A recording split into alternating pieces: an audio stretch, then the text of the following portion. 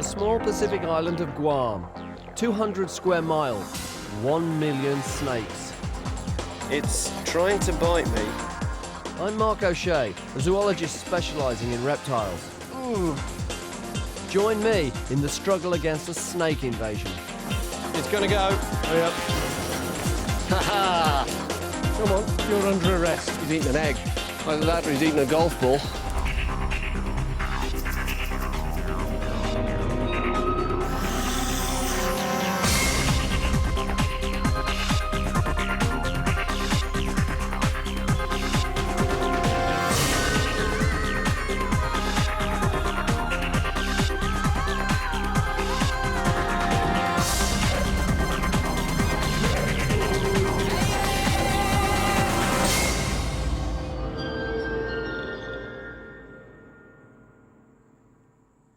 Listen. No bird song. In a forest. The reason? A snake that shouldn't even be here. The brown tree snake. I've come to Guam to see how one species of snake has had such a devastating effect on the native wildlife, and to see if there are any possible solutions to what appears to be an ecological disaster. For 50 years, the brown tree snake has been hunting Guam's birds, bats and lizards to extinction. Fully grown, it can eat 3/4 of its body weight in one sitting. That's like me eating 400 hamburgers. It's a difficult quest for me personally. I'm not here to find a snake. I'm here to investigate what happens when a snake gets out of control.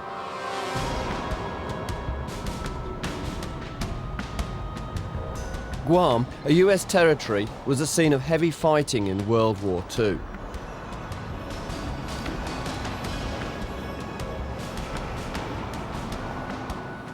It's still strategically important, hosting one of the Pacific's largest Air Force bases.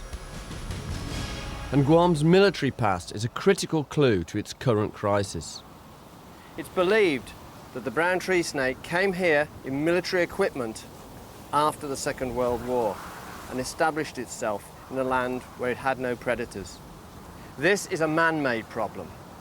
This is a legacy, a permanent invader from the Second World War. The snake came from Papua New Guinea or the Solomon Islands and rapidly multiplied. Now there's 1 million snakes here, 6 per person, one of the highest densities of snakes in the world.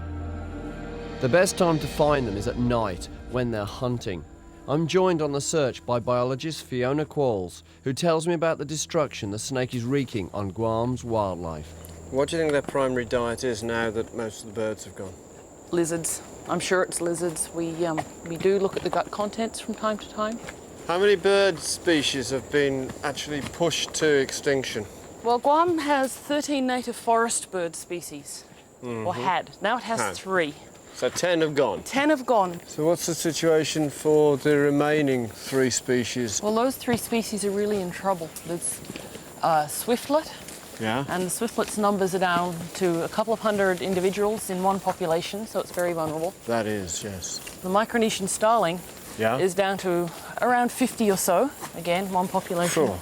And the Marianas crow, there are 5 or 6 Guam individuals left, and they're very old. 5 or 6? Yeah. Are the tree snakes found now completely over the whole island? Yeah. Completely? Yeah. Brown tree snakes kill prey with a chewing bite. Their venom runs down grooved fangs in the back of its jaws.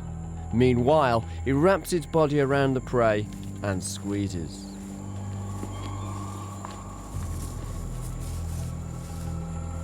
Ha-ha! Here we go. Spotting. It's good size. He's wrapped around down here. This is the perfectly adapted nocturnal predatory snake. Also called a cat snake because of its large, sensitive, cat-like eyes, specially adapted for night hunting. What beautiful eyes you've got. My, what a big mouth you've got. All the better for eating birds, Grandma. A bite wouldn't be fatal for me, but this snake might kill a human baby. And believe me, it would try. Don't be lulled into thinking this is a gentle animal, because when this snake is hunting, is anything but gentle. And it will take and eat anything it can get in its mouth. Look, look. Yes. There you are. That was a bite. That was a warning bite. That wasn't a chewing bite. That was just a warning bite. But you just motored up and badam. Next morning, and a quick look for what the snakes are eating now that the birds have gone.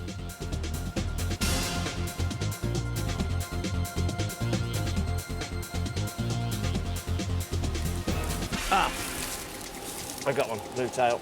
Skink, you'll go a long way to find a bluer blue than that. Only a newly hatched tree snake would be interested in this lizard because it simply is so small.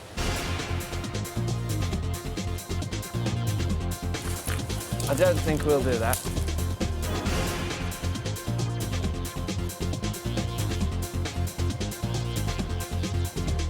Get off webs. Got it. Oh, what's shot out then? Wait a minute. Four. It's Carlia. Four-fingered skink. I haven't got my glasses on. Fairly solidly built, providing a ready starter meal for any of the young brown tree snakes. Young brown tree snakes have been found at the top and bottom of cliffs like these, leading researchers to think snakes may be laying their eggs in crevices on the cliff face. Finding egg-laying sites would be useful information in the fight against the snake, so I'm going to look down this cliff. The only problem is it's 250 feet, and I've never done anything like this before. People often say to me, how can you go up a tree after a black mamba?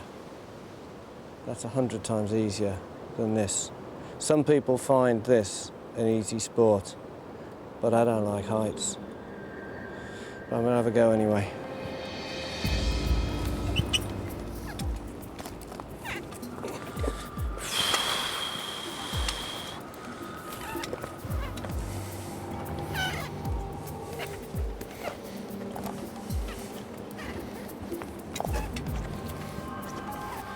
I'm scared. I am really, whoa, slipping on this wet rock. Ow. Oh, there's a cave down here. Ideal conditions for snakes to lay eggs, cool and out of the sun, but brown tree snake eggs are small and hard to find. There's quite a dark cave here that'd be perfect for snakes to go in. And what I'm trying to do is use what little sun there is available, reflected off the heliograph, to illuminate the interior. But I can't actually see anything. Of course, it is a nocturnal snake. But if you think I'm going to come and do this at night, you got another thing coming. No snake eggs and not one bird on the cliff, but at least I got down in one piece. I gotta say that for the first 80 foot, it was terrifying. But I think I got my second wind, and I would say the last 100 foot was actually enjoyable. The brown tree snake is having wide-ranging effects on the ecosystem. Perhaps because there are no birds to eat caterpillars, these butterflies are flourishing. And with no birds competing for insects and flying through their webs, spiders are having a ball.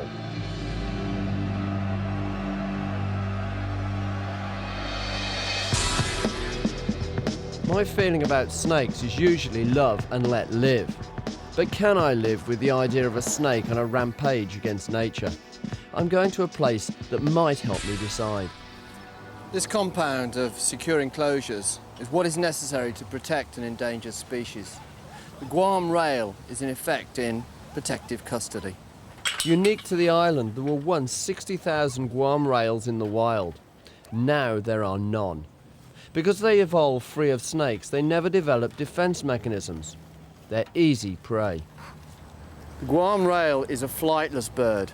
Flightlessness is an advantage on a small island where there's a danger of you being swept out to sea by powerful winds. But it's a distinct disadvantage when the island is populated later on by an aggressive and very successful predator like the tree snake. I want to find out what Guam's wildlife would be like if the snake wasn't here. So, for comparison, I'm going to visit one of Guam's neighbours, Saipan. There are regular transport links between the islands. The Saipanese are worried snakes may be hidden in cargo arriving from Guam, so specially trained snake-sniffing dogs are being pressed into action. Wonder what they'll think of my gear.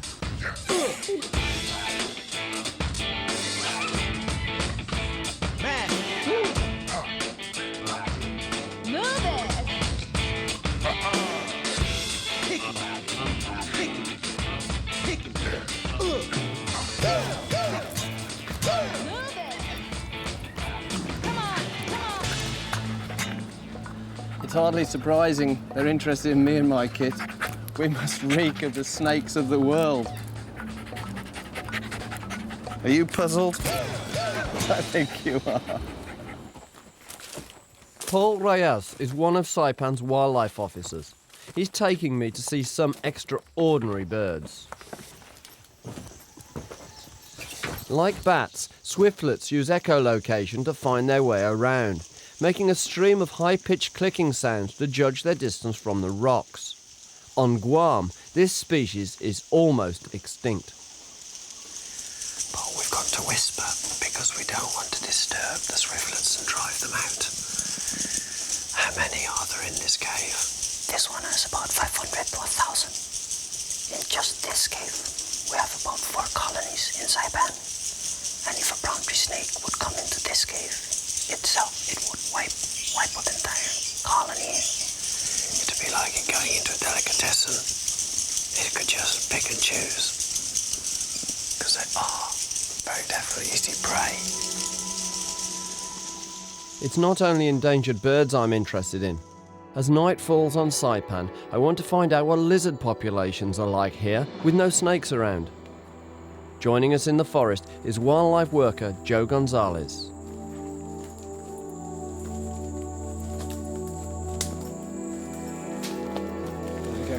There's a gecko. See him? Yeah. We want all torches on him. Oh, now I've lost him. Oh, now that's what we're really looking for. That's Oceanica. Now, that's one of the geckos that's actually disappeared from Guam, and I'd very much like to catch that one. Ooh. There he is. Got it. These forests are crawling with geckos. This is what Guam used to be like. Whoa, look at that gecko. Look at that gecko gone in there. It's a big Oceanica. Oh, I can see his eye. Yes, he's coming right down. Here he comes, here he comes, here he comes. He's looking right at me down that hole. Oh. Torch. Got him. Got him. That's a big, chunky gecko. Look at that. It's so sad to think that these have disappeared from Guam, along with so many birds.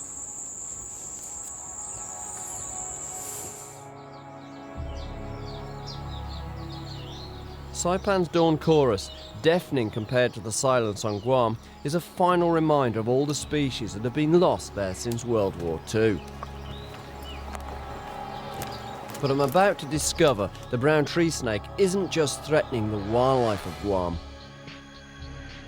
This snake seeks out the young of all species, and that includes us.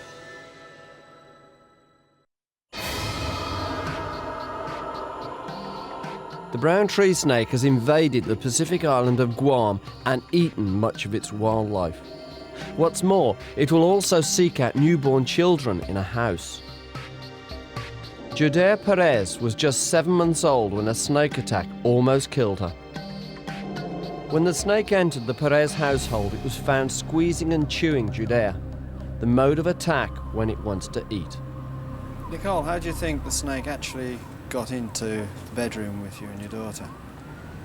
Probably from the stick, and then in through the air conditioner. And into the room? Into the room with us. It was the 3 of us, myself, Judea in the middle, and then my son at the side. So she was sleeping in the middle and the snake sought her out. Yeah. And what happened? Did you hear her crying or? Yeah, she woke up crying, so I thought she might have lost her bottle. And when I turned on the light switch, I looked back and it was a snake, and she was holding onto it, and I believe the tail part was wrapped around her neck. It had already bit her. It had bitten, and it bitten her where? In between her fingers. Right. So it bit her twice. Twice between? One on each side. One set of marks on each side. For babies, the venom causes potentially fatal breathing problems. But after 2 days intensive treatment, Judea was allowed home. With whole species of wildlife on the brink of extinction and children at risk, clearly this snake has to be removed. The problem is, how? This building, an old Second World War submarine listening station, is the nerve centre of Guam's snake research. Snake control fences have been specially designed to beat the snake's climbing skills, and traps have been devised with mice as bait in small internal cages. I'm adding a few of the lab snakes to find out how effective these traps and fences really are. It's a snake pit with 36 aggressive and venomous snakes. Time to observe from a distance.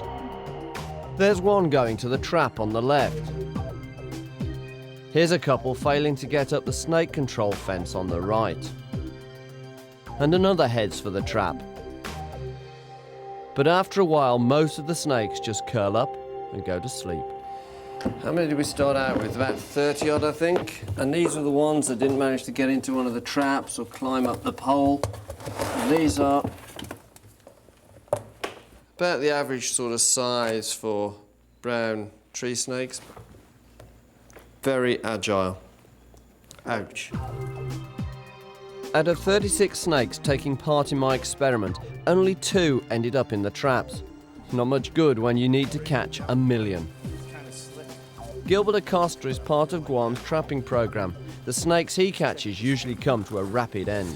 So, how do you euthanize them? We'll freeze them, or we can take them and swat them, and that'll generally just kill them right then and there. Yeah. There are over 3,000 traps on Guam, nowhere near enough for 1 million snakes. Don Nichols thinks he has the answer, wiping them out by introducing lethal snake viruses to the island. How species specific do you think these viruses are? Oh, they're a fairly narrow range of host. Because you know why I'm asking that? I'm just thinking, like, if you did successfully infect the snakes here on Guam, and these are pretty good at getting into cargo, what had happened if a snake actually got from Guam to another place with an indigenous snake population and arrived with a virus? It's a worry, and there's, I have to admit, there's not a zero chance of that happening. No. How humane is it? Well, I think it's as humane as a lot of other methods that are being used to deal with the snakes. I mean, you know, I like snakes, and obviously I think, well, I would like it to be humane. Right. These have obviously got to go, but I would like it to be as humane as possible. The virus approach is radical, but this situation is out of control. Having witnessed Guam's crisis at first hand, there's little doubt that a drastic solution is required. The idea of infecting snakes with a fatal virus initially appalled me, but quite plainly something has to be done about the brown tree snake. They aren't welcome here.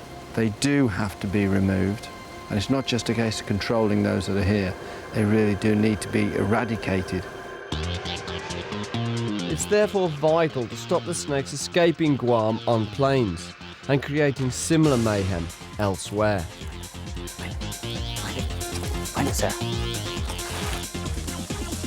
As part of that battle, the Air Force Base is patrolled day and night. A snake getting over the perimeter fence onto planes the other side could prove disastrous. Victor Quichocho's job is intercepting those snakes. And on my last night here, I feel I should do my bit to help prevent this tragedy happening elsewhere. How do you feel personally about snakes being here on Guam?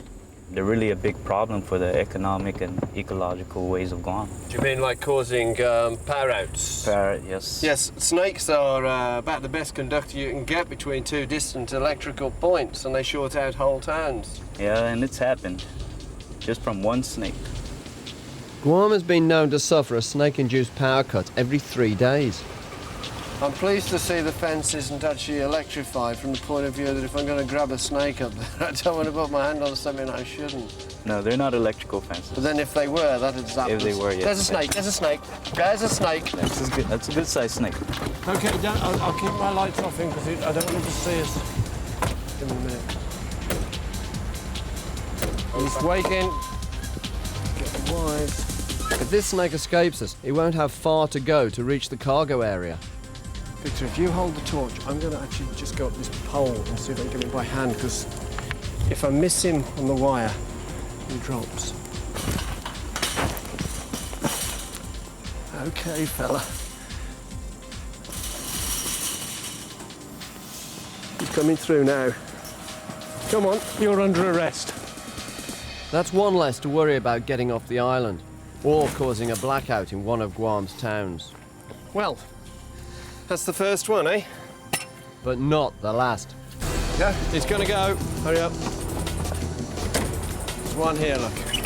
I just saw a bulge of coil coming out, otherwise I'd overlooked him completely. Well, here's a little one, all interlaced. Big mouth. Yes, I know what you're thinking. You're gonna bite me, aren't you? That's what you're thinking. Oh, he's backing off. No, little did he. There we go. Not a bad night's work. Not a bad night. And it's not over yet. Care. Well, that is big. That's a good size. Could you hold the lantern? Real good size one. That right there. is a big snake, and it's eating something. It's eating an egg. Yeah, I'll make sure I get this. He just finished eating, didn't he? Yeah, fella.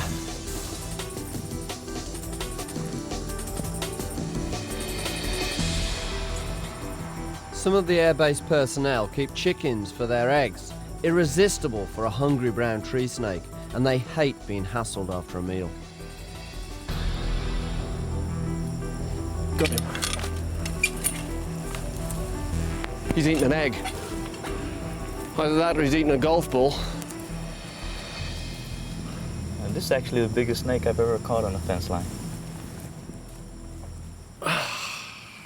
That's a good sized snake. Yes. I don't know what he's eating. That's egg, yep. an It's egg. just cracked. It's just cracked in my hand. And this is the size snakes you find when you have chickens around. Absolutely. On a diet of highly nutritious eggs and chickens, they grow. They don't get this size on a diet of birds, No. because there aren't any, or on a diet of geckos. These are excellent egg thieves. And there you go. That's a good catch. Yes, it is. I came to Guam to find out what happens when a snake ends up where it doesn't belong. For a snake lover, the answer has been hard to bear. And as I reflect on the results of my final night search, I can't help but feel very mixed emotions. Well, Victor and I have had a very successful evening. A bag full of small and medium-sized brown cat snakes and one gorgeous 2-metre specimen. But for me, the success is tinged with sadness, because although this large animal will be used in the research programme, sadly, the smaller ones are destined for euthanasia. And that, for me, is sad. But I'm enough of a realist to understand that the brown tree snake has just got to go.